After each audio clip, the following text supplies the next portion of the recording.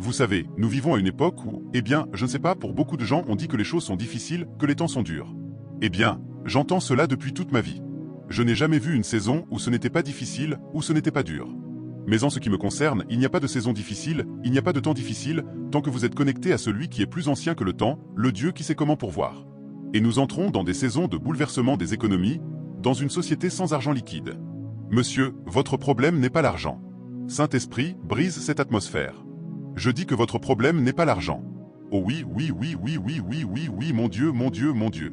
C'est une mauvaise manière de penser que de regarder combien d'argent vous avez, quel est le montant dont vous disposez pour faire face aux situations, aux défis que vous avez devant vous.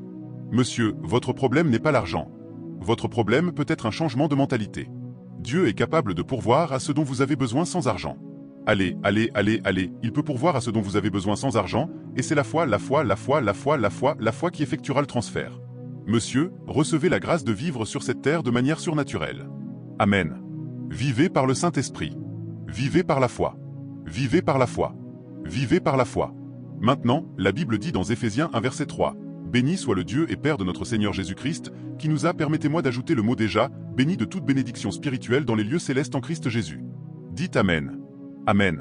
Premièrement, vous êtes déjà béni. Amen. Mais le problème, c'est que cela se trouve dans le domaine spirituel, dans le domaine céleste. Comment faire passer cela du domaine spirituel au domaine physique? Monsieur, c'est par la foi. La foi opère le transfert. La foi est la monnaie du ciel.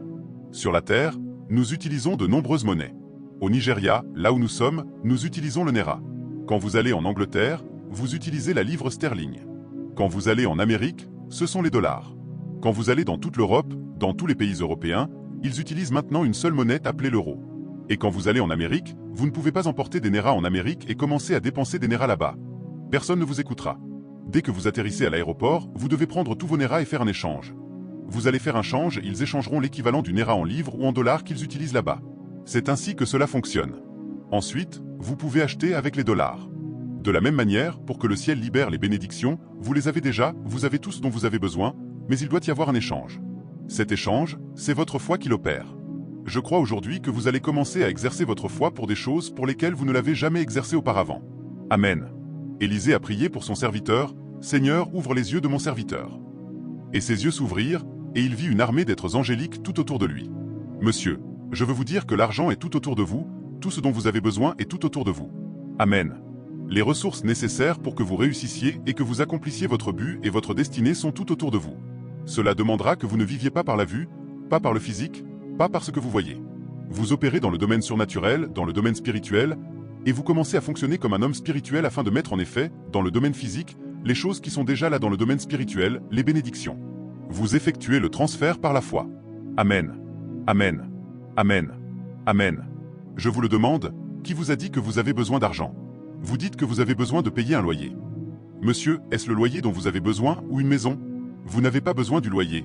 Monsieur, vous avez besoin d'une maison. Dieu peut vous donner une maison sans loyer. Qui vous a dit que vous avez besoin d'argent pour une voiture? Vous n'avez pas besoin d'argent pour une voiture, vous avez besoin d'une voiture. Dieu peut vous donner une voiture sans argent. Je vous dis que le Dieu que nous servons, la manière dont vous me regardez, c'est comme si vous n'aviez jamais eu de miracle de toute votre vie. Vous recevrez des miracles. C'est le Dieu qui a pris soin de 20 000 personnes sans argent disponible, sans argent liquide. C'est un Dieu de société sans cash. C'est un Dieu qui n'a pas besoin d'avoir de l'argent en main pour accomplir une mission ou un projet. Il opère à partir du surnaturel et transfère du surnaturel vers le domaine physique.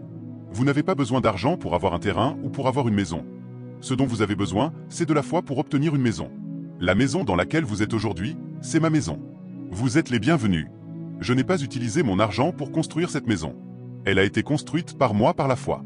Je n'ai pas utilisé mon argent, j'ai utilisé ma foi, et d'autres personnes sont venues et ont construit cette maison pour moi. Les véhicules que vous voyez dehors, je n'en ai jamais acheté un seul. Je n'ai jamais utilisé d'argent pour acheter un véhicule. Et durant toutes les années de ma vie, depuis 30 ans, je n'ai jamais acheté une seule voiture, mais j'ai conduit plus de 10 voitures. Chaque voiture que je conduis, je la conduis par la foi. Pourquoi me regardez-vous ainsi? Si vous marchez encore à pied, c'est parce que vous cherchez de l'argent. Vous ne connaissez pas le Dieu que nous servons.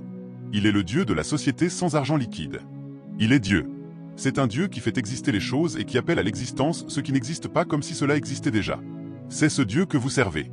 Sœurs, frères, vous devez commencer à croire Dieu pour le miraculeux et le surnaturel. Ésaïe 55 verset 1. Ô vous tous qui avez soif, venez aux eaux. Et vous qui n'avez pas d'argent, venez acheter et manger. Oui, venez acheter du vin et du lait, sans argent et sans rien payer. Personne ne dit rien ici. Vous pouvez manger sans argent. Vous pouvez conduire une voiture sans argent. Vous pouvez avoir une maison sans argent. Vous pouvez épouser une femme sans argent. Vous dites, je ne suis pas marié. Pourquoi? Je n'ai pas d'argent. Que attendez-vous? Combien d'argent Adam a-t-il utilisé pour acheter Ève? Le gorille se marie sans payer de dot. L'autruche se marie sans dot. Même le singe. Donc, vous n'avez pas besoin d'argent pour vous marier. Vous n'avez pas besoin d'argent pour avoir un terrain. Ce que vous devez faire, c'est utiliser votre foi et avancer. Le jour où j'ai épousé ma femme, selon ce que dirait Peter Obiishi, je n'avais pas d'argent, mais j'avais fixé la date du mariage.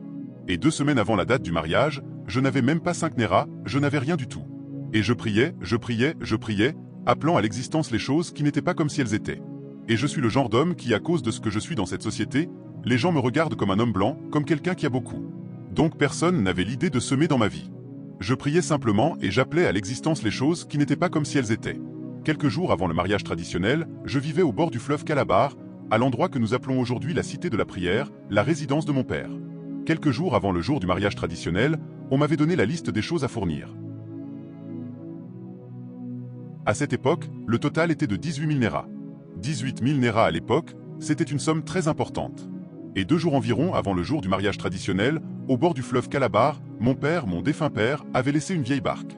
Une vieille barque qui était restée à l'avant de la berge du fleuve pendant plus de 10 ans depuis sa mort. Plus de 10 ans, elle était simplement là à se détériorer. Tout le monde avait oublié cette vieille barque. Il est mort dans les années 1980, et nous étions là en train de préparer le mariage, c'était en 1992 si je ne me trompe pas, ce qui signifie que cette barque était restée là environ 12 ans. Et 2 jours avant le mariage, quelqu'un est venu frapper à la porte et a dit « S'il vous plaît, nous venons de Port-Harcourt, nous sommes venus acheter cette barque. On nous a dit que vous en êtes le propriétaire ou que votre père en était le propriétaire, nous sommes venus vous l'acheter. » J'ai dit « D'accord, donnez-moi 18 000. » Ils ont dit « 18 000 ? C'est une vieille barque. » J'ai répondu « Eh bien, si cela ne vous plaît pas, partez. » Ils sont repartis. Puis ils sont revenus avec les 18 000 et ils ont compté l'argent. Je suis allé faire mon mariage traditionnel. J'ai terminé le mariage traditionnel, et ensuite il restait encore quelques semaines avant le mariage à l'église. Et pour le mariage à l'église, je n'avais même pas 5 néras. Je suis retourné vers Dieu et j'ai appelé à l'existence les choses qui n'étaient pas comme si elles étaient. Puis, quelques jours avant le mariage à l'église, un autre groupe de personnes est arrivé et a dit « Les personnes qui sont venues de Port-Harcourt pour acheter cette barque, nous l'avons achetée auprès d'elles, alors nous sommes venus la récupérer. » J'ai dit « Pas de problème, vous pouvez la récupérer, mais je suis le gardien ici. C'est moi qui ai pris soin de cette barque pendant toutes ces années. Vous devez donc me régler quelque chose. » Ils ont demandé « Te régler combien ?» J'ai dit « 18 000. » Ils ont compté encore 18 000 et me les ont donnés. Je me suis donc marié gratuitement, et il me restait même de la monnaie. Le Dieu que vous servez, vous n'avez pas besoin d'argent. Oh oui, oui. Matthieu 8 verset 20. Jésus leur dit, les renards ont des tanières, et les oiseaux du ciel ont des nids. Avez-vous entendu cela? Les animaux ont des maisons. Ils ne paient pas de loyer. Dieu leur a donné des maisons gratuitement. Je parle à quelqu'un ici. À moins que votre foi ne soit pas là, parce que moi, je n'achète pas de maison et je n'achète pas de terrain par la grâce de Dieu, mais j'ai des maisons et des terrains. Ce n'est que maintenant que nous avons commencé à entrer dans certaines de ces choses, mais je peux vous dire que j'exerce ma foi, et c'est ainsi que le Seigneur m'a équipé. Monsieur, c'est le Dieu que nous servons. Si les animaux ont des maisons où vivre sans payer un centime, sans payer de loyer, je parle à quelqu'un. Recevez votre propre maison. Recevez, recevez, recevez, recevez. Mon Dieu! Certaines personnes ici cherchent de l'argent pour aller se faire opérer. Est-ce l'opération que vous cherchez, ou bien la guérison? Vous devez changer votre mentalité selon laquelle l'argent est toujours votre problème. Votre problème n'est pas l'argent. Votre problème, c'est que vous manquez de foi. Votre problème, c'est que votre mentalité est si basse que, si vous ne voyez pas de liquide, vous êtes bloqué et vous vous sentez frustré. Élie dit à la veuve dont les créanciers étaient venus pour prendre ses 2 enfants, « Que as-tu dans ta maison ?» Et cette unique bouteille d'huile qu'ils ont pu continuer à verser, elle était dans la maison. Cela a réglé leurs dettes et leur a laissé assez, et même plus qu'assez. Je vous dis que tout ce dont vous avez besoin pour la vie est autour de vous. Ce n'est pas loin de vous. Amen. Je connais l'histoire d'un homme de Dieu qui est tombé en panne d'essence. Il se rendait à un programme, le carburant s'est épuisé alors qu'il lui restait encore un long trajet à parcourir. Il est descendu du véhicule, a sorti un bidon plein d'eau et a dit « Père, toi qui as changé l'eau en vin. Maintenant, change l'eau en essence. » Il a versé l'eau dans le réservoir, a démarré, il a roulé jusqu'à destination, a terminé son programme et est revenu. Voilà le Dieu que nous servons. Je sais que vous me regardez. Vous vous dites, comment est-ce possible? Je connais aussi le cas de Jacques Compagnie. C'est ainsi que Jacques Co se rendait à un programme, et l'essence était finie. L'indicateur sur le tableau de bord montrait qu'il n'y avait plus de carburant, et la voiture donnait des à-coups pour signaler qu'il n'y avait plus d'essence. Et le voilà, censé voyager pour ce programme qui se trouvait à environ 1h30 de route, et il n'avait pas d'argent. Il a simplement posé la main sur la voiture et a dit « Père, je parle à ce réservoir d'essence, sois rempli jusqu'à ce que j'arrive à destination. » Il a redémarré. Ils ont roulé jusqu'à là-bas. Ce n'est qu'à leur arrivée que la voiture a recommencé à donner des à-coups. « Monsieur, je ne veux pas que vous regardiez l'argent comme votre problème. Je veux que vous croyiez Dieu. Allez, dans votre situation, pouvez-vous croire Dieu ? Jésus a transformé l'eau en le meilleur vin. Là où le vin avait manqué, il a parlé, il a donné des ordres, et l'eau est devenue le meilleur vin. Savez-vous ce que cela signifie ? Savez-vous ce qu'il faut pour produire du vin ? Vous devez planter des plants pour produire des raisins. Ensuite, vous pressez les raisins pour en extraire le jus. Puis vous mettez le jus en bouteille. Et pour avoir le meilleur vin, le vin a une lignée, un pédigré. Le vin passe par un processus de maturité. Un vin moyen prendrait au moins environ 10 ans avant d'être ouvert. Et le meilleur vin, au moins 100 à 200 ans, on n'y touche pas. On laisse ce vin fermenter jusqu'à ce qu'il atteigne un goût mûr. Ainsi, ce que Jésus a fait, c'est qu'il a sauté le temps, 200 ans de processus de production ont été condensés, et il y avait 180 gallons du meilleur vin, sans argent, monsieur, sans argent liquide. C'est le Dieu dont je vous parle. Je vous le dis parce que nous entrons dans une nouvelle saison. Le monde change. La société sans argent liquide est celle dans laquelle nous sommes entrés. Savez-vous qu'aujourd'hui en Europe, si vous portez 200 €, plus de 200 € en liquide dans un magasin pour acheter, ils peuvent vous arrêter ? Il est désormais inscrit dans la loi en Europe que vous n'êtes pas autorisé à transporter plus de 200 € en espèces. Vous n'allez nulle part avec plus de 200 € parce qu'ils essaient de restreindre la circulation de l'argent et d'éliminer l'argent liquide du monde. Si vous allez dans un endroit appelé le Japon est un pays où l'argent liquide est obsolète. Il peut vous falloir une semaine pour trouver un endroit où l'on vous vendra quelque chose en espèces. Il peut vous falloir jusqu'à une semaine parce que dans tout le Japon, on n'utilise pratiquement pas d'argent liquide. Ils l'ont rendu obsolète. Même en Europe, en Amérique, il y a beaucoup d'endroits où si vous sortez de l'argent liquide, on vous dira simplement « Non, monsieur, nous ne prenons pas d'espèces ici ». Il y a des endroits dans le monde où si vous arrivez avec beaucoup d'argent liquide pour acheter quelque chose, tout le monde vous regardera comme si vous étiez une personne étrange venue de la Lune. Parce que nous entrons dans cette saison de la société sans argent liquide. Nous entrons dans une saison de préparation pour l'Antichrist. Monsieur, même dans cette saison, par votre foi et par le Dieu surnaturel, il pourvoira.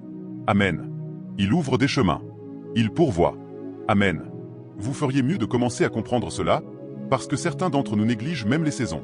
Vous venez à peine de sortir de la saison du Covid-19 et vous pensez que les affaires continueront comme d'habitude et que cela sera toujours ainsi. Préparez-vous, car nous entrerons bientôt dans d'autres saisons où les banques fermeront, où l'argent sera bloqué, où les systèmes s'effondreront, et c'est alors que vous comprendrez que, frère, il faut simplement vivre par la foi. Vous devez savoir comment fonctionner avec le Dieu sans argent liquide. Parce que, de la même manière que le monde devient sans cash, notre Dieu aussi opère sans cash. Allez, allez, allez. Savez-vous que lorsque Jésus a eu besoin d'un véhicule tout neuf pour son entrée triomphale à Jérusalem, sans argent, il a simplement dit à ses disciples « Allez à tel endroit. Vous verrez un âne. Allez au parc automobile, vous verrez une voiture neuve que personne n'a jamais conduite.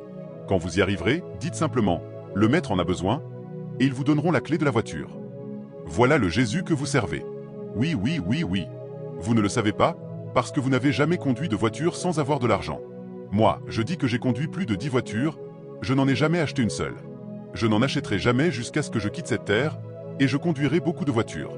Oui, parce que je ne fonctionne pas selon ces systèmes. Oh mon Dieu, oh mon Dieu. Je me souviens d'un frère qui a partagé un témoignage. C'était dans ce Calabarcy. Le pasteur prêchait un message comme celui-ci et a dit aux gens de venir semer leurs semences pour leur voiture miraculeuse. Il n'avait que 200 néras, et il a donné ses 200 néras. Et quand il est rentré chez lui, le lendemain, le Saint-Esprit lui a dit « Tu as semé ta semence, maintenant agis par la foi. Agis, va au parc automobile. Tu as semé ta semence pour une voiture. Va chez le concessionnaire et choisis ta voiture sans argent. » Il y est allé, a vu une belle voiture et a demandé le prix. C'était plusieurs millions. Il a demandé le prix de la voiture et le concessionnaire a dit « Comment allez-vous payer ?» Il a répondu « Je paie par chèque », alors qu'il n'avait même pas 15 néras sur lui. Il a dit « Je paie par chèque ». Ils ont donc commencé à préparer les papiers et les documents. Et pendant qu'ils préparaient les documents, une autre personne est entrée dans le parc automobile. Un grand politicien t'influe avec sa femme et il a dit « Madame, c'est ton anniversaire. J'ai fait le vœu que n'importe quel véhicule que tu voudras, je l'achèterai pour toi. » Elle a dit « Je veux ce véhicule-là. » Ils sont donc allés acheter ce véhicule et le concessionnaire a dit « Désolé, quelqu'un est arrivé juste avant vous. Nous sommes déjà en train de préparer son bon de commande. » La femme a dit « Non, je dois avoir cette voiture. » Il a répondu « Je suis désolé, je ne peux pas vous la donner, quelqu'un a déjà le bon de commande. » La femme a dit au grand homme « Chérie, fais quelque chose, je veux cette voiture. Il est allé voir le frère qui n'avait même pas 5 Naira et lui a dit « Écoute, s'il te plaît, ma femme a besoin de cette voiture. Peux-tu la lui céder ?» Il a répondu « Non monsieur, je ne peux pas la céder, c'est ma voiture. S'il vous plaît, prenez-en une autre. » « Je ne veux pas en prendre une autre, je veux celle-là. S'il te plaît. » « D'accord, faisons un accord. Libère simplement cette voiture, et toi, prends n'importe quelle autre voiture que tu veux, je paierai pour elle. » Cela s'est passé à Calabar. Il a pris sa propre voiture, a libéré le véhicule pour eux, a pris sa clé de voiture, est monté dans sa voiture et est parti. Le dimanche suivant, il est venu à l'église et a dit « Ce que vous faisiez par la foi, vous l'avez fait par la foi, mais vous n'avez pas agi. Moi, j'ai agi sur ma foi. Regardez ma voiture. » Jésus sait comment pourvoir. Il transforme le poisson en distributeur automatique de billets. Ce Jésus, c'est comme si vous ne connaissiez pas Jésus. Ce Jésus transforme les poissons en distributeurs automatiques de billets. C'est ce Jésus que nous servons. Mon Dieu! Élie dit à la femme de Sarepta, « Ne crains pas seulement le dernier repas que tu dis avoir, prépare-le pour moi d'abord. Fais-moi un gâteau avec ce qui te reste de farine. Car ainsi parle l'Éternel, le pot de farine ne s'épuisera pas et la cruche d'huile ne manquera pas jusqu'au jour où la pluie tombera de nouveau sur la terre. » Monsieur, c'est la saison dans laquelle nous entrons. Je ne veux pas que vous craigniez quoi que ce soit de ce qui arrive sur la terre. Quel que soit l'ébranlement qui vient, vous ne manquerez de rien. Amen. Dieu provoquera le surnaturel. C'est pourquoi, regardez, vous devez commencer à exercer votre foi. Si aujourd'hui vous luttez pour payer le loyer ordinaire, cela, si vous avez des problèmes ici et là, c'est peut-être aussi parce que votre niveau de foi est très, très bas. Je veux que vous receviez la grâce et que vous receviez la foi pour vous élever. Une femme est allée au supermarché. Vous savez ce qu'est un supermarché? Un supermarché, ce n'est pas un simple magasin. Il y a des supermarchés plus grands que des stades. Il y a des supermarchés qui sont si grands que tout s'y trouve. Cette femme est allée dans un tel supermarché, et elle n'avait même pas assez d'argent pour remplir un panier. Vous pouvez prendre un panier à l'entrée et faire le tour pour prendre quelque chose, mais son argent ne suffisait même pas à remplir un panier. Mais elle a dit que le Saint-Esprit lui a dit d'aller prendre un chariot, et elle est allée prendre un chariot.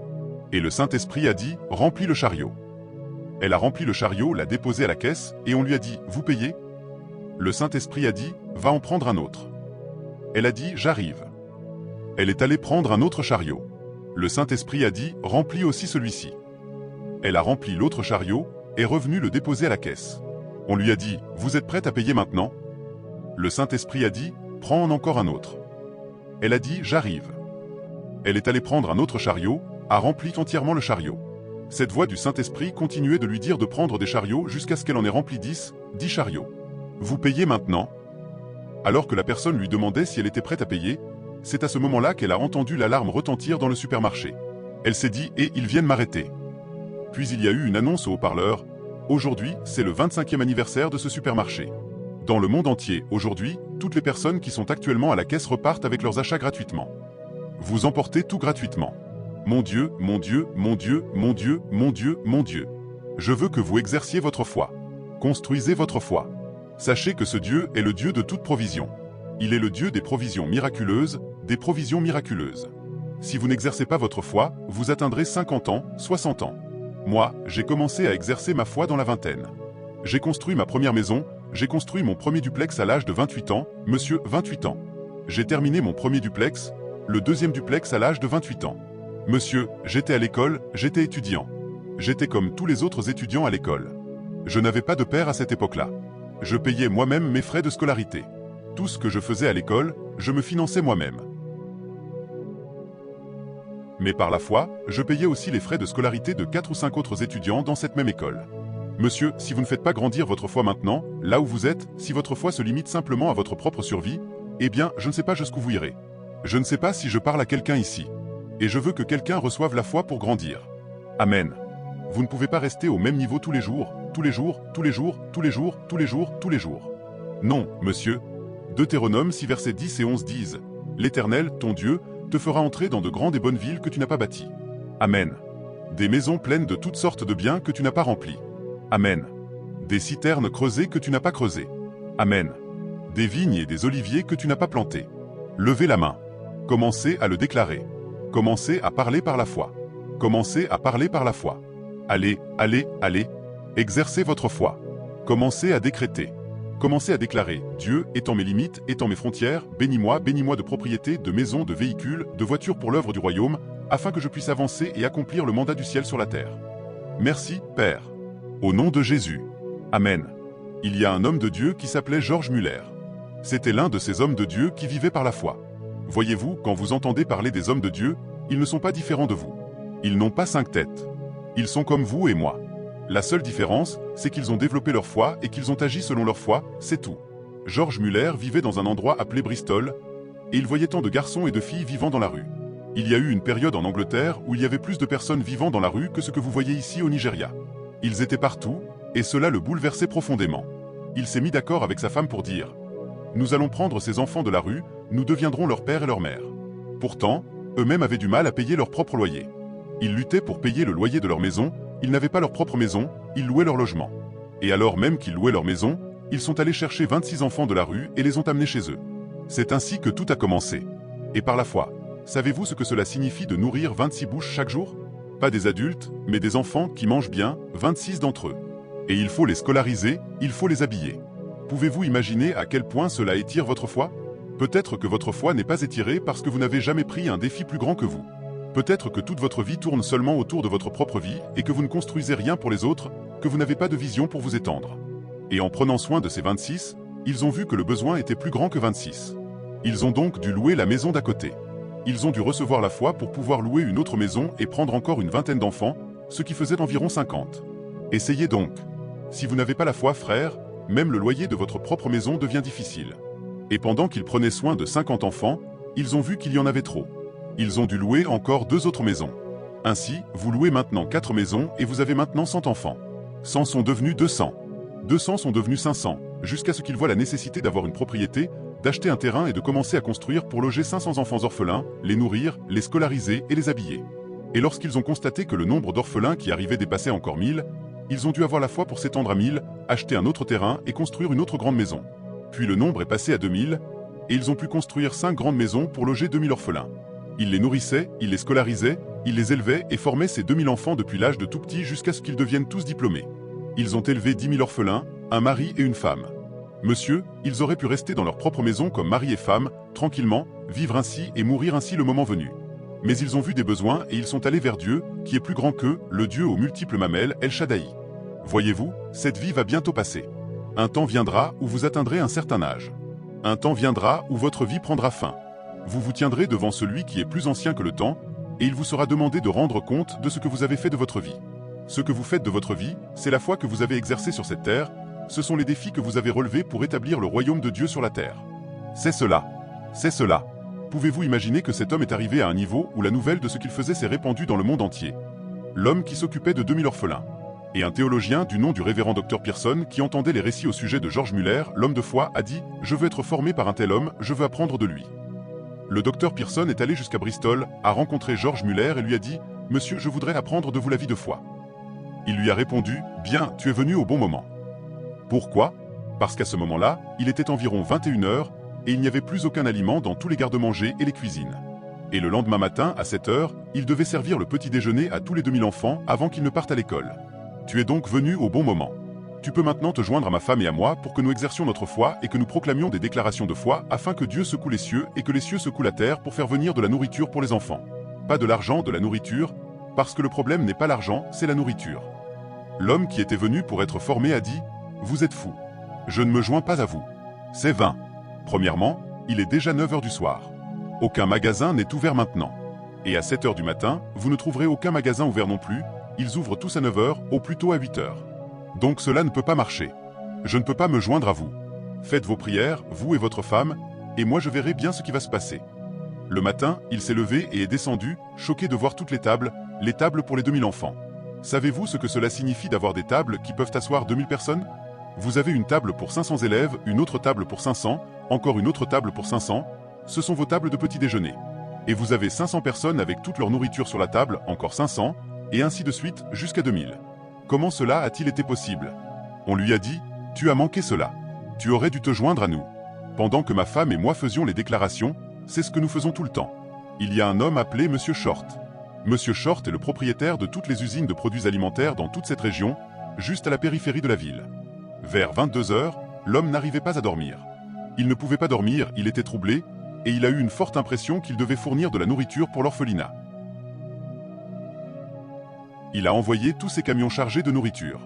Monsieur, l'homme a envoyé de la nourriture de 22 heures jusqu'à minuit. Nous avons maintenant ici assez de nourriture pour les 3 prochains mois. Petit déjeuner, déjeuner et dîner. Viens voir tout cela. Tu aurais dû te joindre à nous dans la prière pour connaître le Dieu que nous servons. Monsieur, vous n'avez pas besoin d'argent. Vous avez besoin de votre foi. Vous devez commencer à exercer votre foi. Vous devez commencer à exercer votre foi. Est-ce que je communique avec quelqu'un ici? Oui, monsieur. Oui, monsieur. Oh oui. Oh oui. Oh oui. Oh oui. C'est ainsi que l'on bâtit pour Dieu. C'est ainsi que l'on bâtit des empires pour Dieu. C'est ainsi que l'on bâtit des œuvres pour Dieu, parce que certaines personnes pensent qu'il faut être pasteur pour avoir un ministère. Non. Tout le monde a un ministère. Ce n'est pas seulement lorsque vous devenez pasteur que vous avez un ministère. Regardez les enfants des rues partout. Regardez les problèmes partout dans la société. Ils attendent un homme, ils attendent une femme qui prendra le défi par la foi. Je lis Hébreux 11, verset 3 et verset 7. Par la foi, nous comprenons que les mondes ont été formés. Le verset 7 dit, « Par la foi, Noé construisit une arche pour le salut de sa maison. » Dites Amen. Amen. Il y a un homme au Nigeria, il prépare une maison appelée l'Arche, avec 120 000 places assises. Son nom est l'évêque Epo. Il prépare une arche pour le salut de sa génération. Il y a un autre homme, il s'appelle Umoke, il est à U. Il prépare aussi, à l'âge de 80 ans, un bâtiment pouvant contenir 50 000 places. Monsieur, vous n'êtes jamais trop vieux. Vous n'êtes jamais trop jeune. Charles Adon Spurgeon, le plus grand prédicateur qui soit jamais sorti, a construit le Métropolitan Tabernacle. Il prêchait à l'âge de 15 ans, monsieur. À 15 ans, il a commencé à être pasteur de sa première église. Il dirigeait 400 personnes à l'âge de 15 ans.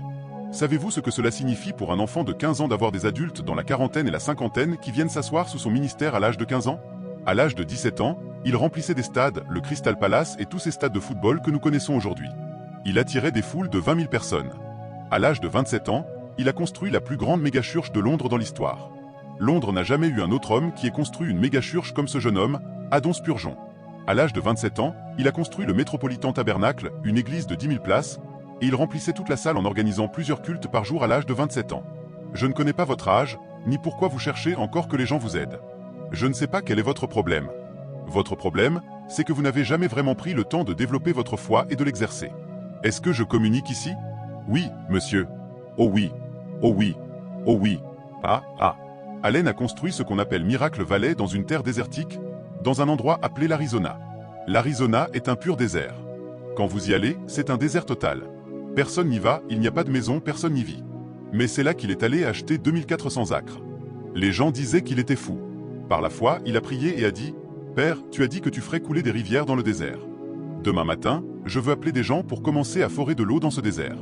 Saint-Esprit, conduis-moi à l'endroit où nous trouverons de l'eau. » Il s'est déplacé avec son équipe et ils sont arrivés à un endroit. Il a dit, « Commencez à creuser ici. » Ils ont dit que quelque chose n'allait pas chez cet homme de vouloir creuser dans le désert.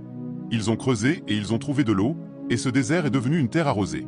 Cet endroit est devenu très convoité, parce qu'il avait trouvé de l'eau dans le désert. C'est là qu'il a pu construire une école biblique, un auditorium de 8000 places. Il avait une tente de 22 000 places où des gens venaient pour des conférences du monde entier. Il a construit une piste d'atterrissage, un aéroport pour que des avions puissent atterrir de partout, parce qu'il avait 2400 acres de terrain pour que les avions atterrissent et décollent du monde entier. Il a construit un collège biblique complet, avec des dortoirs, des salles de classe, des entrepôts, des bâtiments administratifs.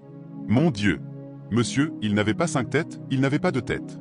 C'était un homme qui est passé sur cette terre comme vous et moi. Je veux que quelqu'un prenne un défi ce soir, parce que moi, j'ai pris des défis. Je ne peux jamais rester tel que je suis. Je dois bâtir des royaumes pour le royaume de Dieu. Amen. Je dois établir des choses par la foi, monsieur. Monsieur, si vous n'exercez pas votre foi, c'est ainsi que votre vie s'écoulera, vous atteindrez un âge et vous découvrirez que vous n'avez rien accompli. Et un jour, Dieu vous montrera tous ces grands hommes et ces grandes femmes qui étaient comme vous. Oh Dieu, je ne sais pas à qui je parle. Peut-être que ce n'est personne ici. Oh, ma femme dit que c'est elle. Alléluia. Est-ce toi? Oui, monsieur. Si ce n'est pas toi, c'est peut-être quelqu'un en ligne. Oui. J'aime relever des défis. Oral Roberts est un autre homme de foi. Oral Roberts a bâti une université appelée Oral Roberts University. Il l'a bâtie par la foi. Monsieur, Oral Roberts a bâti une université, mais lui-même n'est jamais allé à l'université. Comment devient-on chancelier d'une université quand on n'a aucun diplôme? Lui-même n'avait pas de diplôme, et pourtant il a bâti la plus grande université de tout son état et en est devenu le chancelier sans diplôme. Et tout le monde lui criait, « Comment fais-tu cela? Qui t'a qualifié ?» Il répondait, « Le ciel m'a qualifié. » Ensuite, il a construit le plus grand centre de recherche médicale de tout son état. Ce centre de recherche était composé de 3 bâtiments. Le premier bâtiment était un bâtiment de 1 000 places. Il était l'un de 60 étages, le deuxième de 40 étages, le troisième de 20 étages. Avez-vous déjà construit un immeuble de 2 étages? Et là, 20 étages, 40 étages, 60 étages, c'est toujours là aujourd'hui, vous pouvez encore les voir. Ensuite, il a commencé à construire la cité de la foi, une ville entière. Monsieur, si vous ne commencez pas quelque part, vous parlez beaucoup. Vous dites, « Père, tu vas m'élever. » Frère, ce n'est pas par la bouche, c'est par l'action. Vous commencez à appliquer. À qui est-ce que je parle? Ce n'est pas seulement pour les hommes. Regardez Aimé Semple MC Ferson, une femme, une divorcée. Savez-vous ce que cela signifie d'être divorcé? Vous épousez un premier mari, le mari meurt dans les 6 mois qui suivent le début de votre ministère. Puis vous épousez un autre homme, et cet homme n'est pas appelé au ministère, et tout se brise, et vous devenez divorcé, à une époque où les femmes n'étaient même pas autorisées à prêcher. Et vous n'êtes pas seulement une femme qui prêche, vous êtes une femme divorcée qui prêche. Qui va vous écouter? Et pourtant, c'est cette femme qui, par la foi, a construit l'Angelus Temple, la plus grande méga-church de son époque, un auditorium de 5000 places. Une femme l'a construit, et elle organisait 3 ou 4 cultes chaque dimanche. C'est la même femme qui fut la première personne à prêcher à la radio. Ce n'était pas un homme de Dieu, c'était une femme de Dieu appelée Aimé Semple MC Ferson. Par la foi, elle a construit son propre studio de radio dans sa maison et faisait des diffusions quotidiennes. Et par la foi, elle est devenue la première prédicatrice à prêcher à la télévision. Monsieur, ces choses que je partage avec nous aujourd'hui, ce n'est pas qu'ils avaient de l'argent, ce n'est pas qu'ils avaient des moyens, mais c'est la foi qui a amené l'argent, la foi qui a amené les soutiens, la foi qui a amené les aides. L'un des hommes qui m'a vraiment interpellé, surtout lorsque j'étais plus jeune, s'appelait Jacques Compagnie. Regardez la vie de Jacques Compagnie. Il a construit la plus grande tente pour les campagnes de guérison, une tente qui pouvait accueillir 22 500 personnes. Il a acheté 200 acres de terrain. Sur ces 200 acres, il a construit 4 dortoirs pour s'occuper de 200 orphelins. Et sur cette grande propriété, tous les orphelins qui vivaient avec lui sur ce domaine, il les a formés à devenir agriculteurs. Il y avait une école, vous allez à l'école, et quand l'école est terminée, vous allez à la ferme. Ainsi, ils étaient autosuffisants. Tout ce dont ils avaient besoin pour leur nourriture, ainsi que ce qu'ils pouvaient vendre pour entretenir et soutenir ce lieu, venait de là. C'est ce que cet homme a fait. Et ce n'est pas tout. Il a construit une école chrétienne de jour pour former ses orphelins ainsi que d'autres enfants de la communauté qui voulaient fréquenter cette école. En plus de cela, il a mis en place un ministère de radio, un ministère de télévision. Ensuite, il a construit la plus grande église de Dallas, au Texas. Toutes ces choses, il les a faites avant même d'avoir 38 ans. Déjà à l'âge de 30 ans, il était devenu une œuvre de grande envergure. Esprit Saint, il n'avait pas d'argent, monsieur, il n'avait pas de liquidité à disposition. Ce qu'ils avaient, c'était un Dieu très grand et une grande dimension de foi qu'ils ont commencé à exercer, à utiliser et à mettre en action. Je veux que vous croyiez Dieu pour un grand avenir. Amen. Je ne veux pas que vous vous limitiez ni que vous limitiez votre Dieu. Je veux que vous vous élargissiez. En fait, ôtez les limites. Oui, monsieur. Regardez, aucun homme n'accomplit quoi que ce soit en étant comme les autres. Si vous voulez être comme tout le monde, pas de problème. Mais je veux vous dire qu'il y a un vous, en vous qui est plus grand que vous. Oui, monsieur. Et vous devez libérer cet homme-là. Vous devez commencer à utiliser votre vie à temps. Regardez un homme comme John Alexander Dowie. John Alexander Dowie est arrivé en Amérique. Il n'était pas américain. En fait, John Alexander Dowie était écossais. Il est parti en Australie pour commencer le ministère, puis il est allé en Amérique, entrant dans une terre étrangère, un lieu étranger, et il a acheté des acres et des acres de terrain dans un endroit appelé Zion, Illinois. À cette époque, Zion, Illinois, était un désert. Il a acheté de nombreuses propriétés, beaucoup de terrain, et il a commencé à bâtir une ville. Il a bâti une ville, monsieur. Un seul homme a bâti une ville par la foi. Cette ville avait des rues, des hôpitaux, des cliniques, des supermarchés, elle avait tout ce que toute autre ville a. Et il s'est établi lui-même comme gouverneur de la ville, tout en étant pasteur. Il y a aussi construit une méga-church. John Alexander Dowie, un homme de foi qui a bâti toute une ville par la foi. Des gens venaient de partout dans le monde. Lorsque vous allez aujourd'hui à Zion, Illinois, c'est toujours là, un lieu très impressionnant. Vous venez et vous voyez ce qu'un seul homme, qui n'était pas de cet endroit, qui est simplement arrivé, a pu faire. D'autres vivaient là depuis longtemps, depuis des années et des années, sans rien faire de cet endroit. Mais un étranger est venu et a transformé tout le lieu. Monsieur, votre vie ne sera pas comme cela. Amen. Monsieur, recevez la grâce d'opérer dans le surnaturel. Amen. Par la foi et par le Saint-Esprit. Par le Saint-Esprit, commencez à exercer votre foi. Au Saint-Esprit, aide quelqu'un ici aujourd'hui. Amen. Donne la grâce à quelqu'un de se lever. Amen. De ne pas être relégué dans un coin, de ne pas être marginalisé, de ne pas être comme tout le monde. Vous brisez les barrières. Vous ôtez les limitations. Vous devenez un conquérant. Amen. Pour la gloire de Dieu et pour la gloire de son nom. Amen. Levez-vous sur vos pieds. Battez des mains. Commencez à prier. Commencez à prier. Saint-Esprit, Saint-Esprit, Saint-Esprit. La grâce de s'élever. La grâce de briser les barrières. Je reçois, Seigneur, je reçois la grâce. Je refuse d'être comme tous les autres. Je refuse d'être comme tout autre homme. Je me lève. Seigneur, je prends une décision. J'avance vers l'endroit où je dois aller. L'homme qui est en moi doit se manifester. Celui qui est en moi doit percer. Je refuse de rester dans ma zone de confort. Je deviens un champion. Je réveille ma foi. Je récupère le temps que j'ai perdu. Je récupère le temps. Par la foi, Seigneur, je prends position. Par la foi, je prends position. Par la foi, je monte. Par la foi, j'accomplis. Par la foi, qu'il y ait une manifestation. Par la foi, que je brise les barrières. Que je ne m'arrête pas là où mon Père s'est arrêté. Par la foi, Saint-Esprit, par la foi, je reçois ma maison. Par la foi, je reçois mes véhicules. Par la foi, j'obtiens mon diplôme. Au nom de Jésus. Amen. Je vais prier pour vous. Il y a eu un temps où William Cumui n'avait rien. Il y a eu un temps où William Cumui n'avait rien. Il y a eu un temps où William Cumui n'avait pas de maison. Il y a eu un temps où il marchait à pied, tout comme certains d'entre vous marchent à pied aujourd'hui. Il y a eu un temps où l'évêque Epo n'avait pas un seul terrain.